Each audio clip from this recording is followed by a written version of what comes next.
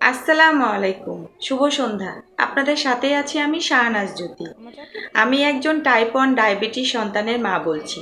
চলে আসলাম আরেকটা নতুন ভিডিও নিয়ে। ভিডিওটা শুরুই করছি ল্যান্টাস থেকে। গতকালকে রাতে 9:30টার দিকে আমি ল্যান্টাস বের করে রাখছিলাম। বের করে রেখে 10টার দিকে আমি ল্যান্টাস দিয়ে দিয়েছি, 6 ইউনিট দিয়ে দিয়েছি। 6 ইউনিট দেওয়ার পরে আমি 10টা 5-এ ওকে টেস্ট করলাম। টেস্ট করে দেখলাম যে ওর 4.5। 4.5-এ আমি ওকে একটা রুটি জেলি দিয়ে দিলাম আর 3টা খেজুর দিলাম। তো তিনটা খেজুর খেলো, রুটি জেলি খেলো, খেয়ে প্রসাব করে পানি খেয়ে বাম কাত করে ঘুমাই গেছে। প্রায় 11টা বাজতে 15 মিনিট বাকি, এই টাইমে ঘুমাই গেছে। আমিও রাত 11টার দিকে আমার মেয়েকে ঘুম দিলাম, ঘুম দিয়ে আমিও 11:30টার ভিতরে শুয়ে পড়েছি। 11:30টার দিকে শুয়ে সকালে আজকে ঘুম থেকে উঠেছি 8টার দিকে। 8টার দিকে ঘুম থেকে উঠে আজকে আমি ওই গতকালকে রুটি ছিল ফ্রিজে, মানে ইয়া করে রাখছিলাম, হালকা সেকে রাখছিলাম, ওই রুটি করছি আর চা বানিয়েছি। রুটি আর চা খেয়েছি, রুটি আর দুধ চা খেয়েছি। আমার ছেলেও রুটি আর দুধ চা খেয়েছে। খেয়ে ওকে স্কুলে দিয়েছি। স্কুলে দিয়ে ওর স্কুল হচ্ছে 8টা 15। যেহেতু কয়েকদিন যাবৎ বৃষ্টি হচ্ছে সেজন্য ওর অ্যাসেম্বলিটা হচ্ছে না, ওই 8:30টার দিকে ক্লাস বসে যাচ্ছে। তো আমি 8টা 25-এ ওকে দিয়ে চলে আসছি। চলে আসার পরে আবার বাসায় এসে তারপরে কিছুক্ষণ রেস্ট নিয়ে একটু থালা বাসন ছিল যেগুলো নাস্তা খাওয়ার পরে সেগুলো মেজে টেজে আমার মেয়েকে সেরেলাক খাওয়াইয়ে আমার মেয়েকে নিয়ে 9:30টার দিকে, আর টিফিন ছিল 9:30টার দিকে নিয়ে গেছি। 9:30টার দিকে নিয়ে যাওয়ার পরে আমার মেয়ে কিছুক্ষণ মানে খেলাধুলা করলো। তারপর আমার ছেলেও বাইরে বের হলো। ও যেহেতু চা খেয়ে গেছে আর একটার একটু বেশি মানে 1.5খানের মতো রুটি খেয়েছে চা দিয়ে, সে তো বলছে আমার খিদা লাগেনি মাম্মা। তো আমি একটু পানি নিয়ে গেছিলাম, ও পানি অল্প একটু খেলো, খেয়ে একটু সুড়সুড়ি দোলনা খেয়ে তারপরে রুমে চলে গেল। ওই হচ্ছে প্রায় 10টা বাজতে 15 মিনিট বাকি, তখন রুমে চলে গেল।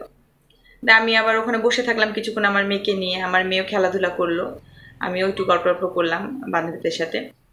গল্প করে ঠিক 10:30টার দিকে ওকে ছুটি দিল। ছুটি দিয়ে তারপরে ওর আবার ওই যে শীট দিয়েছে দ্বিতীয় সাময়িক পরীক্ষার জন্য, শীট আবার নিলাম, কিছুক্ষণ দাঁড়ায় থাকলাম। আরও ভাবিরা সবাই নিল, ওদের সাথে আমিও দাঁড়িয়ে থেকে সব শীট নিলাম। শীট টিট নিয়ে তারপরে ওর মিসের সাথে দেখা করলাম যে মিস কখন পড়াবে। তো মিস বললো যে আমি আজকে সন্ধ্যার আজানের পরে যাবো পড়াতে। অন্য সময় 6টার দিকে আসে, বললো আজকে সন্ধ্যার আজানের পরে আমি একটু ব্যস্ত আছি, সন্ধ্যার আজানের পরে এসে পড়িয়ে ওই দিক দিয়ে বাসায় চলে যাবো। বললাম যে আচ্ছা ঠিক আছে মিস। দিয়ে আমি আবার চলে আসলাম আমার মেয়েকে নিয়ে ছেলেকে নিয়ে চলে আসলাম। কয়েকদিন যাবৎ বৃষ্টি হচ্ছে, ছাতা নিয়ে গেছিলাম যে যদি আবার বেশি বৃষ্টি হয় তখন আবার ভিজে যাবো, বাচ্চা কাচ্চা অসুস্থ হয়ে যাবে। ছাতা নিয়ে গেছিলাম। তো যাওয়ার সময় তো বৃষ্টি হয়নি, আসার সময় তো বৃষ্টি হয়। তো ছাতা নিয়ে বাসায় চলে আসলাম। আসার পরে আমার ছেলেকে একটু চানাচুর দিলাম আর একটু টোস্ট দিলাম। একটা টোস্ট খেলো আর চানাচুর খেলো আর অল্প একটু মুড়ি খেলো। বলে মাম্মা আমাকে, আমার মেয়েকে আমি মুড়ি দিয়েছিলাম, মুড়ি আর চানাচুর, টোস্ট খেলো না। তো বলছে মাম্মা আমি একটু মুড়ি খাবো। ওর আবার মুড়ি খেলে একটু বাড়ে, অল্প একটু মুড়ি দিয়েছিলাম। টোস্ট আর চানাচুর খাওয়ার পর অল্প একটু 2-3 বার একটু করে মুড়ি খেয়েছে। তারপরে ওকে আবার আমি টেস্ট করলাম 11:30টার দিকে। যেহেতু ও আবার দুধ চা খেয়েছে, দুধ চায় পারবে চিনি দেওয়া, আবার রুটি খেয়েছে চাঁদের রুটি, সেজন্য 11:30টার দিকে টেস্ট করলাম। টেস্ট করে দেখলাম যে ওর উঠে আসে হচ্ছে 23.6। 23.6 উঠে আসে না, 23 না, যখন আমি 11টা 20-এ টেস্ট করেছি ওটা হচ্ছে সন্ধ্যার সময় 23.6। তখন ওই যে লিচু খাইছিল আর ওই যে আম খাইছিল সেজন্য বেড়েছিল। আর সকালে উঠেছিল 18.3, আর দুধ চা দিয়ে রুটি খাওয়ার কারণে 18.3, আর যে একটু মুড়ি খেলো, একটু চানাচুর খেলো, টোস্ট খেলো, সব মিলে 18.3 হয়েছিল। দিয়ে আমি 11:30টার দিকে টেস্ট করে ইনসুলিন বের করে রাখলাম। রাখার পরে 12টা বাজতে যখন 10 মিনিট বাকি, 20 মিনিট পরে ওকে দিয়ে দিলাম আমি 3 দিয়ে দিলাম, 3 ইউনিট দিয়ে দিলাম। 3 ইউনিট দেওয়ার পরে আমি যে আজকে রান্না করলাম হচ্ছে সাজনার ডাঁটা দিয়ে, ডাল দিয়ে আর করলা আলু দিয়ে চিংড়ি মাছ দিয়ে ভাজি দিয়ে ভাত রান্না করলাম। করে একটার ভিতরে আমার রান্না সব শেষ।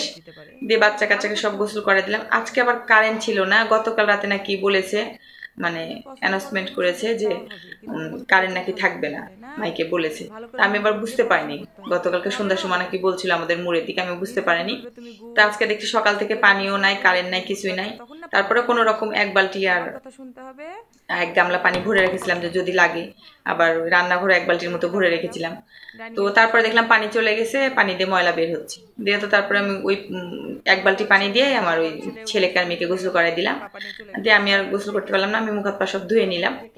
দিয়ে তারপরে হচ্ছে আমার বড় মেজো ছেলেকে আমি খাওয়াই দিলাম, সাধারণ ডাঁটা দিয়ে ডাল দিয়ে খাওয়াই দিলাম। করলা আলু ভাজি খাবে না, বলছে মাম্মা তিতা, ওই খেতে চাচ্ছে না, করলা তিতার কারণে খেতে চায় না। দিয়ে আমি ওকে খাওয়াই দেওয়ার পরে তারপর আবার আমার মেয়েকে খাওয়াই দিলাম, মেয়ে আবার খেয়ে নিল। তারপর আমার বড় ছেলে আবার স্কুলে গেছিল 9:30টার দিকে, দিয়ে আবার আসলো স্কুল থেকে 1:30টার দিকে চলে আসলো ওর পাপার সাথে। আসার পরে ওর পাপা ওই দুজনে গোসল টোসল করে নিল, তখন অল্প একটু পানি যা ছিল দিয়ে সব গোসল করে নিল, আর রান্নাঘরে একটু পানি ছিল ওইটা, আমার আর গোসল করা হলো না। দিয়ে না বললাম তাহলে আমি বিকালবেলা যখন কারেন্ট আসবে তখন গোসল, 5টার দিকে নাকি কারেন্ট আসবে বলছে, তো 4টার দিকে চলে আসছে, 1 ঘন্টা আগে চলে আসছে। দিয়ে সবাই আমার হাজবেন্ডকে খাবার দিলাম, খেলো, আমার ছেলে খেলো, আমি খেলাম, সবাই খেয়ে দিয়ে যে একটু ঘুমালাম। তো ঘুমাতে যাব তখন দেখছি প্রচুর পরিমাণে বৃষ্টি হচ্ছে। তো প্রচুর পরিমাণে বৃষ্টি হওয়ার কারণে একবার মনে করছি ঘুমাবো না, আবার প্রাইভেটের সময় হয়েছে 4টা বাজতে 10-15 মিনিট বাকি, তখন আবার আমি প্রাইভেটে নিয়ে চলে যাই। তো 3টার দিকে ঘুমাতে যাওয়ার সময় বৃষ্টি যেহেতু হলো, দিয়ে 10-15 মিনিট একটু শুয়ে আর ঘুমালাম না, উঠে গেলাম। উঠে যেয়ে তারপর আবার আম ছিল আমার এখানে, ফজলি আম ছিল মিষ্টি, তো ফজলি আম কাটলাম, কেটে আবার আমরা সবাই খেলাম। আমার হাজবেন্ড চলে গেল, আমি আমার মেজো ছেলে, বড় ছেলে, মেয়ে সব খেলাম। খেতে তারপর প্রাইভেটে দেখলাম যে প্রাইভেটে যে সময় যাব সে সময়তে মানে হালকা হালকা ঝিপঝিপানি বৃষ্টি, অল্প একটু হালকা হালকা বৃষ্টি হচ্ছে। তো হালকা হালকা বৃষ্টি হওয়ার কারণে পাপাকে ফোন দিলাম যে আমি কি নিয়ে যাব ওদেরকে, বৃষ্টি হচ্ছে হালকা হালকা। তো বলছে না, যদি বৃষ্টি কমে যায়, থেমে যায়, তাহলে যাবা, না হলে যাওয়ার দরকার নেই, কারণ 3টা বাচ্চা যেহেতু আমি একা নিয়ে যাব, যদি ভিজে যায় তাহলে তো এমন হতে পারে যে জ্বর এসে যেতে পারে, হয়তো আমার মেয়ের জ্বর এসে যেতে পারে, বা মেজো ছেলে, একটা ছেলের কারণে তার 2টা ছেলের আমি মানে অসুখ করাতে পারি না।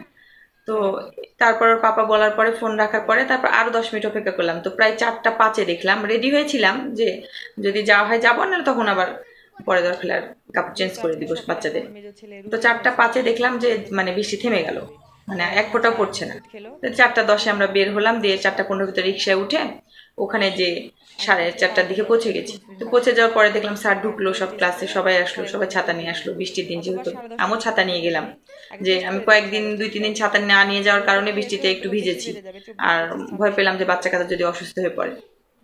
আল্লাহর রহমতে কিছু হয়নি, বাচ্চা কাচ্চা সবাই সুস্থ আছে।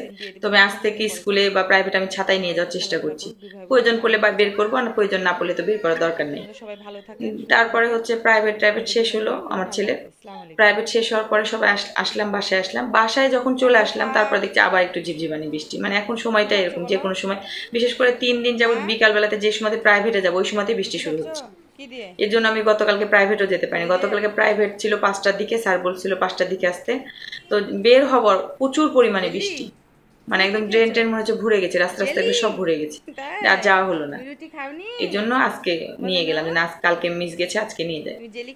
তো ওখান থেকে পড়ে আসার পরে আবার দেখলাম যে লিচু দেখা যাচ্ছে, বোম্বাই লিচুগুলো, এমনি এর আগে তো টক লিচু উঠেছিল, টক লিচু তো খেতে ভালো লাগে না, বাচ্চা কাচ্চাও খায় না, বেকার নষ্ট হয়।